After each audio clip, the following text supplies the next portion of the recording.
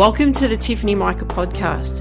What we do here is build the strength and courage in you to accomplish your big dreams and goals in your sport. No longer will you feel limited. You won't feel you're not good enough. You won't question whether you will make it. Those doubts will disappear because you will have the competitive edge over your opponents and leave them in your wake. And the bonus is others will notice. Listen up and take notes because I will show you exactly how to do it.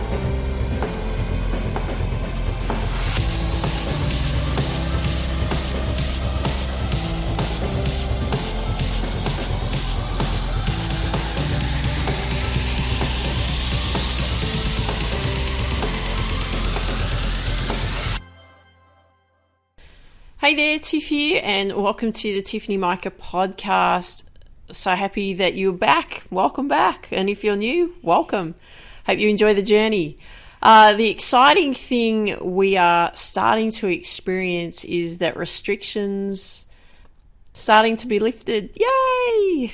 Okay, that's exciting. In some form, they're starting to lift for all of us around the world. And we are slowly finding that some form of whatever it is becoming our new normal for the time being. And it's been a really emotional roller coaster, hasn't it, for all of us? Because all of our lives have been affected in different ways. So like with our sport, we're still not playing sport yet, unless you play golf. Golf's a sport that we've been playing here that you've probably heard me talk about quite a bit because it allows social distancing. School life has changed, so all of you have been learning, doing online schooling, which has been, again, another game changer for you. For those that are in the workforce, work life has changed. You know, many people have actually lost their job and so on. And we are all reacting in different ways to what gets thrown at us. So what I've seen as a COVID-19 as an opportunity for change. And I'm excited that it is an opportunity for change because we've seen a lot of changes, obviously in a negative sense, but we've seen a lot of changes in a positive sense, I believe. But before I continue on that, I'm really sorry to those people that have lost their lives due to this pandemic. Sorry, I'm a bit tongue-twisted. And it shouldn't have happened. We know that it shouldn't have happened because of the cover-up and so on, but I'm not going to get political here because this is not what I want to talk about today. But it has been an opportunity, I feel, for what's happened. And I'll tell you what I mean by an opportunity that I can actually see of what's actually happened. So what have we learned here? So we've learned to be creative, haven't we? We've learned to be creative with our training. We've learned to be creative with our practice. We've learned by being creative, we've had to learn new ways of training our sport. We've had to develop new ways of training in practice. And, you know, I know with the gym being closed, I was not a big fan of that. But with the gym being closed, I wouldn't be over at the Oval doing footwork drills with a soccer ball, and I wouldn't be doing sprints like I'm doing and, leading up into some long distance running, which I'm really excited about. But I wouldn't be doing any of that if the gym wasn't closed. So that's a positive thing. You've got to be thinking about, well, what are the things that I've been doing that's been more creative, that I've had an opportunity to try some new things out. Because it's taken you out of your normal, hasn't it? And it's forced you to feel uncomfortable. And when that happens, because we've all felt uncomfortable, we've had that uncertainty and so on. But where the magic happens, I always say this, where the magic happens for you is when you're feeling uncomfortable, when you're feeling awkward, because that's the importance for growth.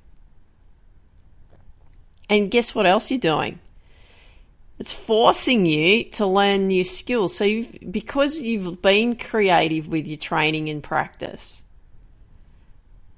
you're learning some new skills, aren't you? You've tried to figure out ways how you can have a home gym in place that you probably wouldn't have done before.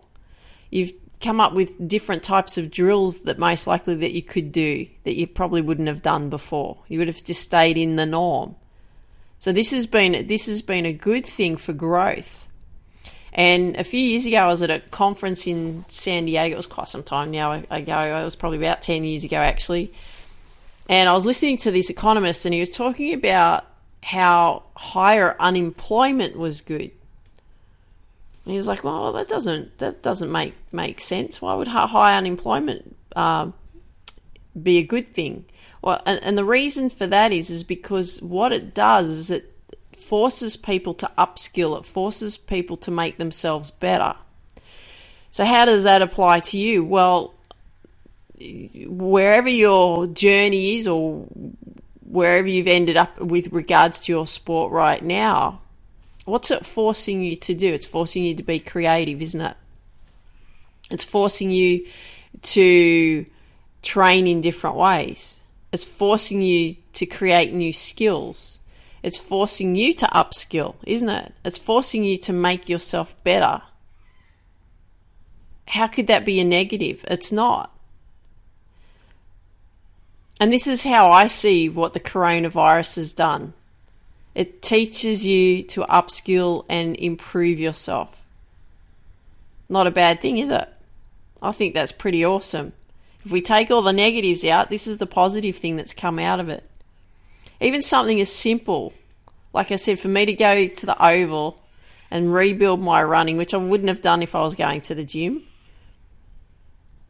I see that as a blessing. I'm like really excited that that's happened,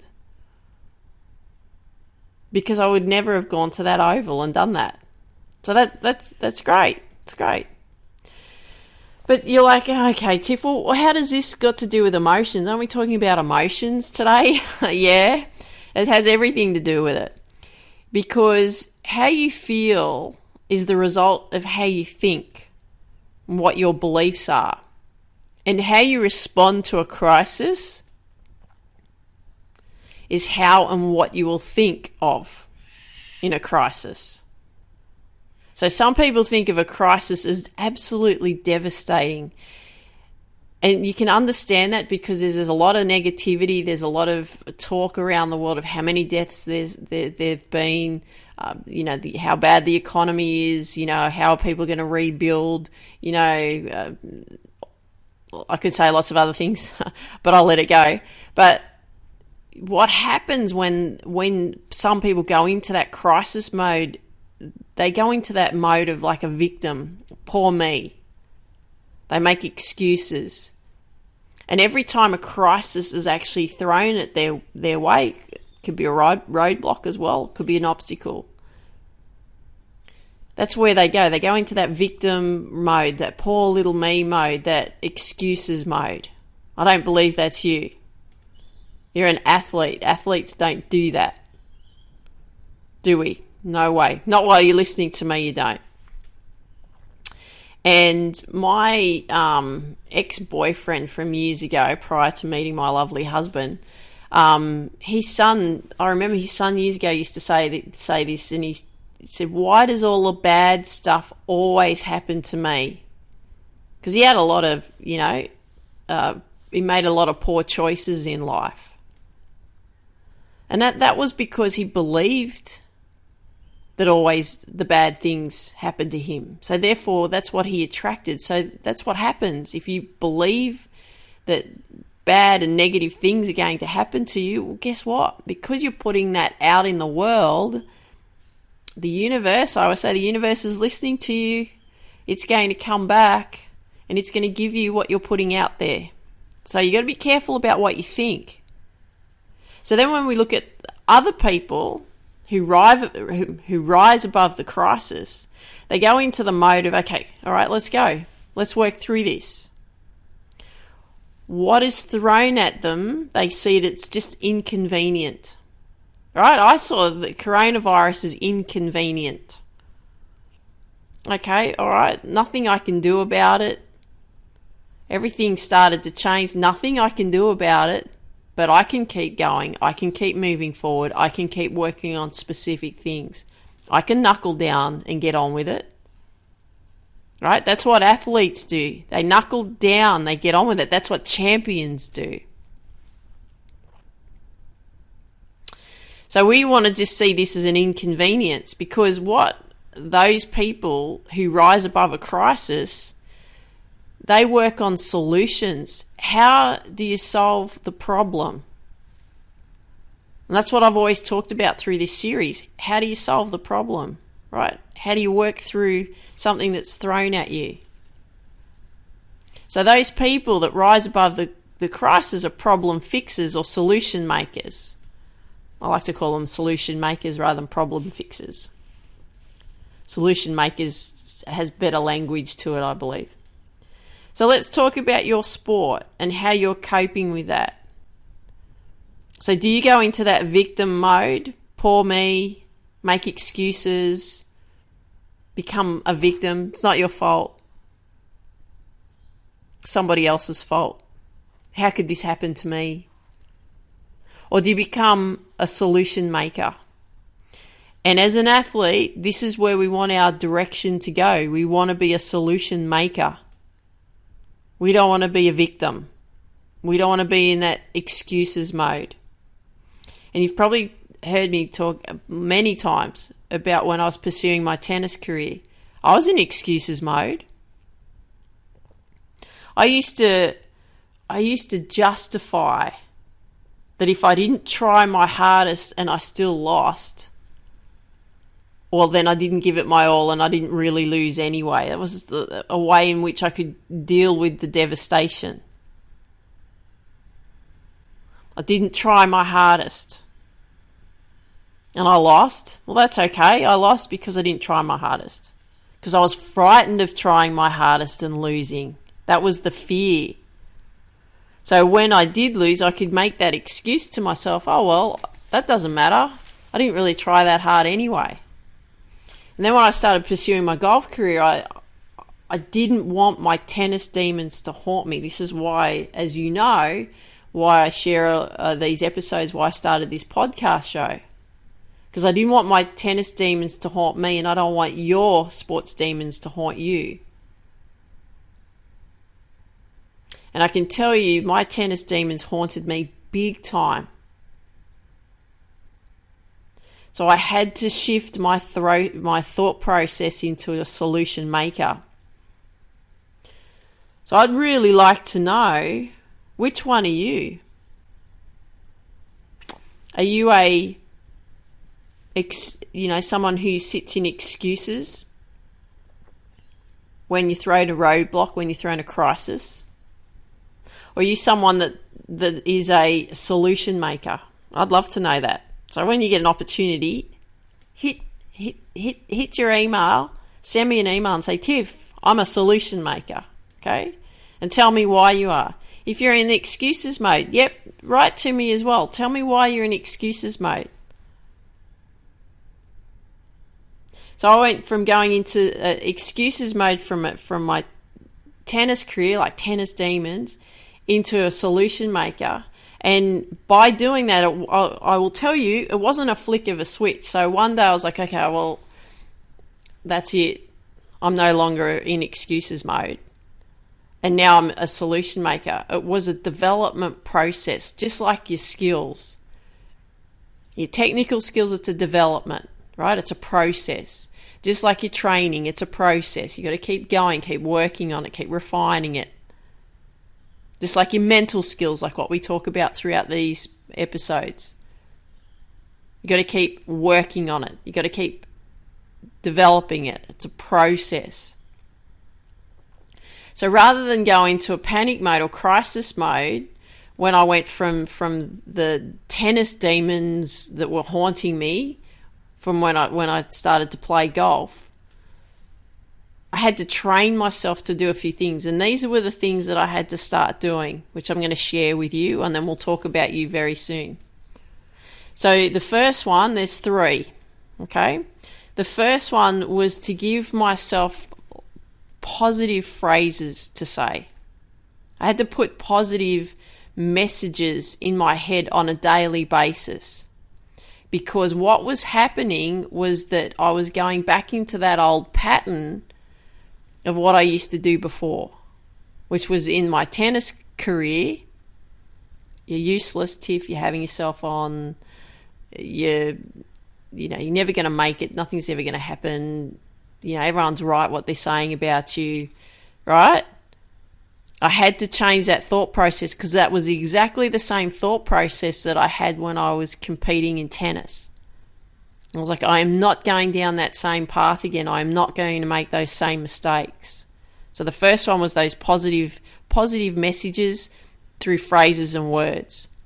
The second one was that when I was faced with a panic in the sense of I was not performing well, and I was actually losing it on the golf course. Like I was having a complete and utter meltdown. I was freaking out. I was very emotional. I'd cry. Here I am 30-something years of age playing golf and I got tears streaming down my face. I was freaking out about the score. And a lot of that was because I was worried about what my boyfriend thought of me at the time. He was not a good person to have in my life, which if you've heard my story from a previous episode a little while ago, I was talking about people that I attracted because of my thought process. He was one of them. He was the worst one. The worst one. He's terrible person, right? Very mean. But I was always freaking out, and I would have to show myself that I could slow myself down completely, both physically and both mentally, because I would tense up. I'd get so tense because I was highly emotional. I was freaking out about the score because I wanted to keep getting my handicap down because the results were happening because I was practicing so hard, right? Because your practice and your training is going to get you to a certain point, and then you're going to hit a barrier, and that barrier is going to be the mental, and you've got to work on the mental.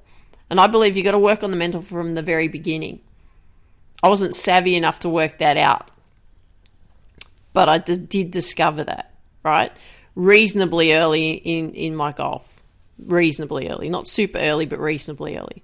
But the other thing was what I was so frightened of my boyfriend because he was setting specific targets for me to reach. And if I didn't reach them, he wouldn't talk to me for the rest of the day. That's how bad it was. And that was a mental place that I was in at that time.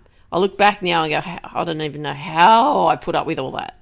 Right? But that was where I was at that time. I was still working on improving me. It was still very early days. But I had to slow myself down completely. I had to slow myself down physically the way I walked. I had to slow and release the tension. And then I had to also slow myself down mentally and go back into, okay, what are those positive messages that I was saying to myself to settle myself down? And the third thing that I did was that I took it at one shot at a time. And I am a big advocate of this. Everything that we do is one step at a time or one shot at a time, one moment at a time. And what I realized was that all I could do was I could do the best that I could do in that moment, right? In that moment of time, that was the best I could do. If that's the best I can do in that moment, that's okay. Let's see if I can do the best in that next moment. I wouldn't give myself a hard time about it if I stuffed up. I wouldn't be negative about it if I stuffed up. I started to change that process.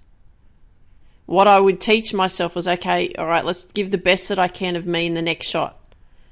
I'd move on to the next shot. Okay, let's try again. So at times, there were technical errors coming through because I was still in that phase of building my skills. So that was going to happen because that was where I was at. If you've ever played golf or had a go, it's actually not as easy as it looks. Once you get the technique in place, it's much easier. But there was also still random thoughts popping into my head, and you probably find that when you're out training, sometimes you're like, and competing, you're like, well, where'd that thought come from? But I wouldn't let myself go down that path of allowing all these random thoughts keep popping into my head, because it was becoming destructive. So that's why I had to keep going back to one shot at a time, do the best that I can in the moment, slow down and breathe, positive phrases, positive words. And most of this realization, I was a little bit aware of it because I had my tennis demon, so I was very aware that I didn't want that to come back. But when I had this ultimate realization, that came about when I got to a 10 handicap, actually. I was about 2 years into learning to play golf. And I will say that even what I've shared, those 3 points, the positive messaging, the slowing down and breathing, taking my time, and then taking it one shot at a time, it was still a work in progress, right? But when we make changes, sometimes the changes come from something significant that happens. And this is what happened. When I got to a 10 handicap, there was an incident that happened. It was very significant that changed my mental approach forever from that day forward. And I know you're like, oh, well, what happened? Yes, I'm going to tell you, so don't worry. So I was playing golf. I was 35, I guess, then. And I was playing golf with a 17-year-old who was playing off around about a 2 handicap, I think. She'd been playing for a number of years, way ahead of me skill development-wise. And she was playing with her mum, so there was the 3 of us. And her mum was a typical sports parent, like a pushy sports parent.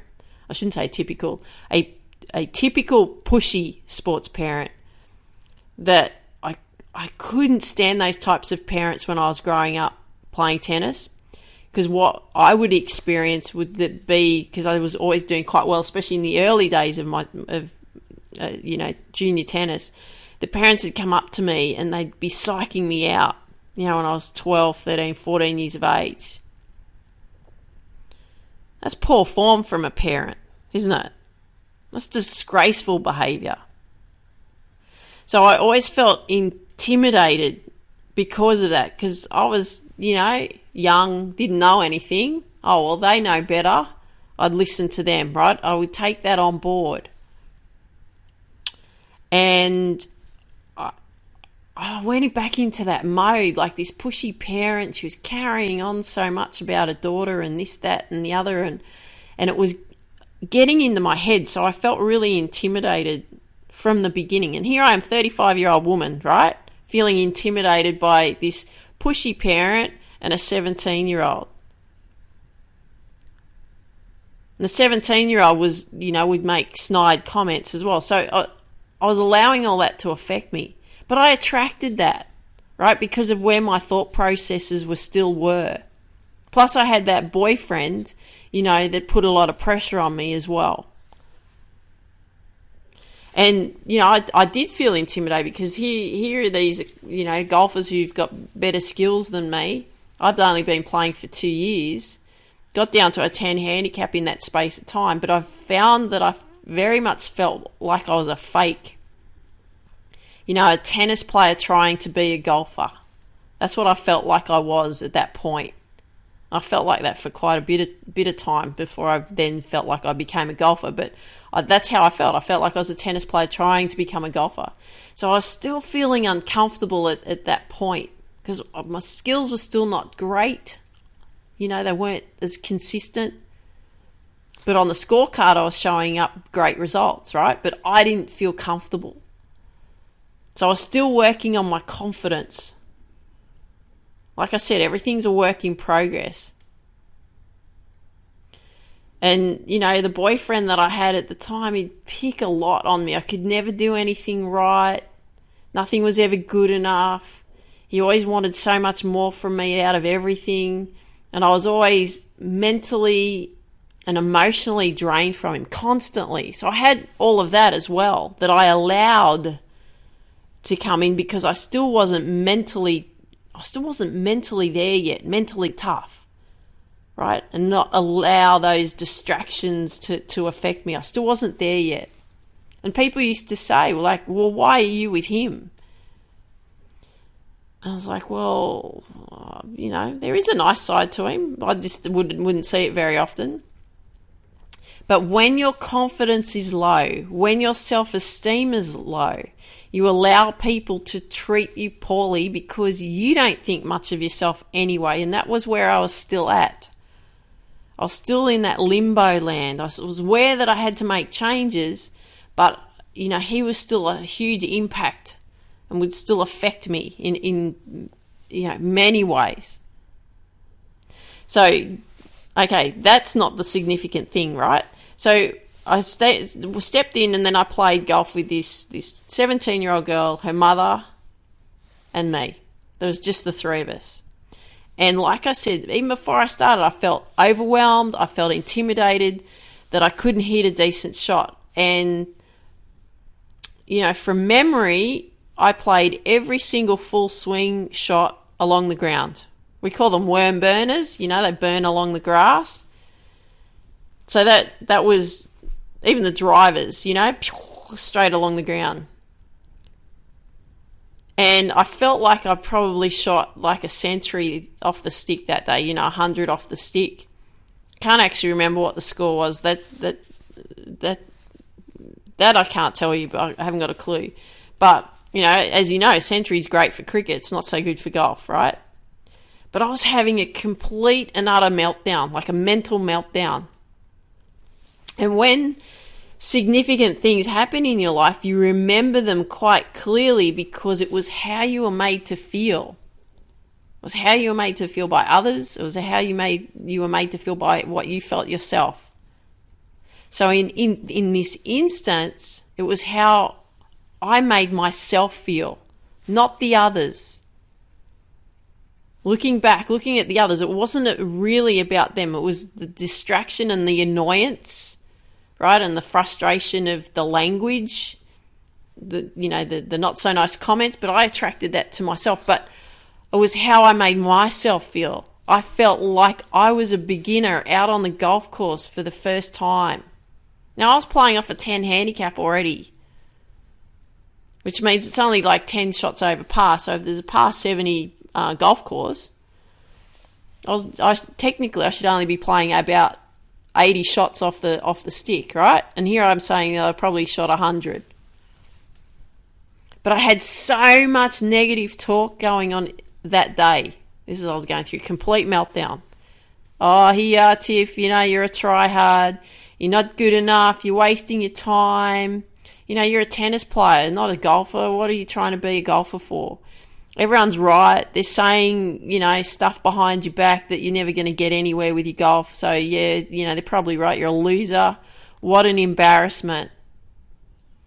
And those thoughts were then reflecting my results,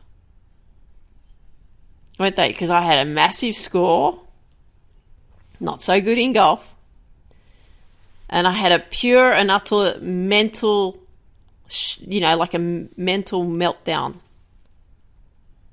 Even the skills didn't perform, and mentally I was just a wreck.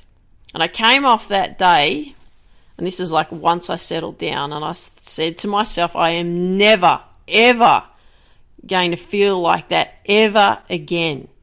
Ever. And this is why I was working on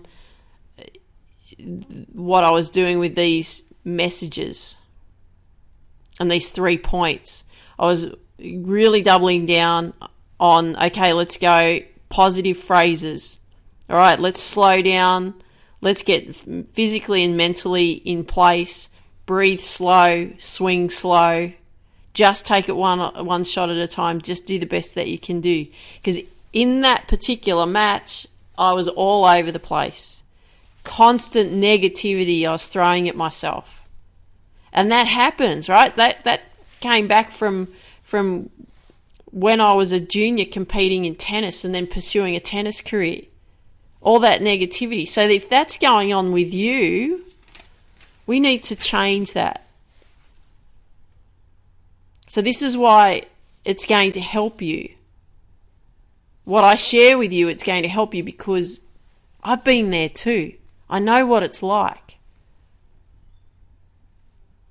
So when you are feeling like your blood is about to boil, right, with frustration, you feel like you're about to scream, you want to throw your sports equipment, you want to kick something, you want to punch something. I used to get so worked up I'd want to punch people in the head. But we need to change that pattern because that is not serving you. That will not give you the results. It won't. And I know that it's hard when you're in the heat of the battle. When I used to play hockey, I played hockey right through high school, played for the school team, and played Saturday afternoon hockey sport and stuff like that, while I was playing tennis as well. There'd be heaps of people that I'd want to punch out because I'd get so worked up. But we can't do that. We can't feel that way because what happens? Our focus becomes on them, not on what we got to do. So that's what we need to work on with you, because if you're losing it emotionally and you're having a meltdown, that's not going to help you. It makes you worse. And I understand it because I've been there many times. That one in the golf one was significant because that changed everything from that point. I never, ever wanted to go through a meltdown like that ever again. In anything that I did. Anything. So this is what I want you to work on. Number 1, I want you to come up with positive phrases. What would be the positive phrases that you could use to be filling your mind when you are competing? This is when you're competing. You could have 1, 2, or 3. I wouldn't put too many in your head, but something that you can go back to that's a positive phrase that you can utilize when you're in competition mode. You can say whatever you like outside of that. Like, you can have lots of other positive phrases that you can use. But when you're in competing, you need something that's going to keep you on track. Keep you calm, keep you steady. Okay? Keep you focused on what you got to do. Number 2, you want to stop where you can. Stop and breathe slow. Depends on your sport though, but you need to find some way in which you can stop and slow your breathing down.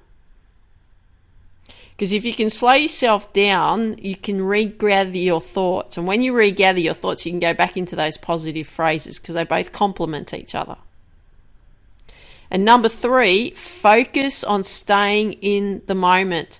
Just do the best that you can do each time you play your shot or throw a punch or you swim a stroke or you take a kick or you run a stride, whatever your sport is, focus on staying in the moment. Keep working on doing the best that you can do in that moment. Because that's all you can do. That's all you can do. Just do the best that you can do in that moment. So quickly, number 1, positive phrases. Number 2, stop and breathe slow. Number 3, focus on staying in the moment. And I want you to get back to me and share with me what you have come up with. It's so important. So do that, okay? So I hope you enjoyed today's episode. I'd love it if you could share with me what you like best about what you heard today. If you've got friends that you know that would benefit from these episodes, share them with your friends because we want to build this successful athlete community as big as we possibly can. And I want you to dream big, believe in you, go after your dreams. Take care. Talk soon. Before you go, do you have a free copy of my book, Focus: How to Reach Potential in Sport, Business and Life? To get your free copy, go to tiffanymica.com/free book. Look forward to seeing you there. Dream big, believe in you, go after your dreams.